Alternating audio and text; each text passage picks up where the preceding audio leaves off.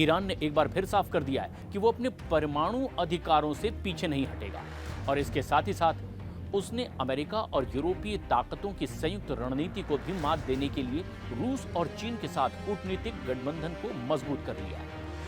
Tehran में तीनों देशों यानी कि ईरान, रूस और चीन की उच्च स्तरीय बैठक हुई है और इसमें शुक्रवार को होने जा रही ब्रिटेन, फ्रांस और जर्मनी की मीटिंग से पहले ही संयुक्त रणनीति पर भी चर्चा की गई। ईरान, रूस, चीन की त्रिपक्षीय बैठक तेहरान में हुई है और ये त्रिपक्षीय बैठक JCPOA joint comprehensive plan of action को लेकर के पश्चिमी दबाव का जवाब देने की दिशा में एक अहम कदम मानी जा रही है। ईरान ने साफ कर दिया है कि वो अब मांग आधारित कूटनीतिक अपनाएगा, ना दबाव आधारित, ना कुछ दूसरे और दबावों को वो मानेगा। मांग आधारित कूटनीति का मतलब ये है कि जैसे भारत ये कहता है कि अपने लोगों की जरूरतों को पूरा करने के लिए रूस से तेल खरीदता रहेगा।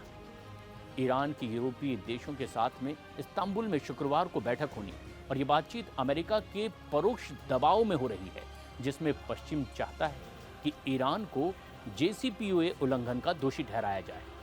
ईरान के विदेश मंत्री ने दो टूक कह दिया है कि ईरान यूरेनियम संवर्धन का अपना अधिकार नहीं छोड़ने वाला है। उन्होंने ये भी कह दिया कि अब आरोप लगाने वालों को अपने आचरण का जवाब देना होगा।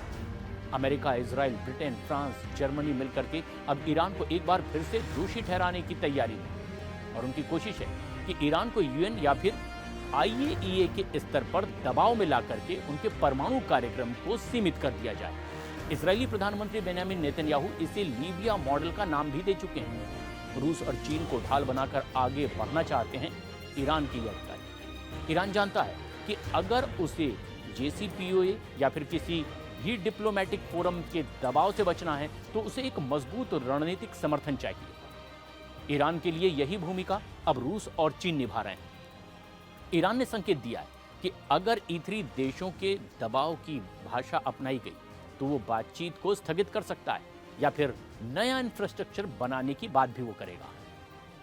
अब ऐसे में मध्य पूर्व के लिए निर्णायक घड़ी है। JCPOA ने अब अमेरिका 2018 से ही बाहर हो चुका है, लेकिन अब वो E3 के माध्यम से फिर से ईरान को सीमाओं में बांधना चाहता है।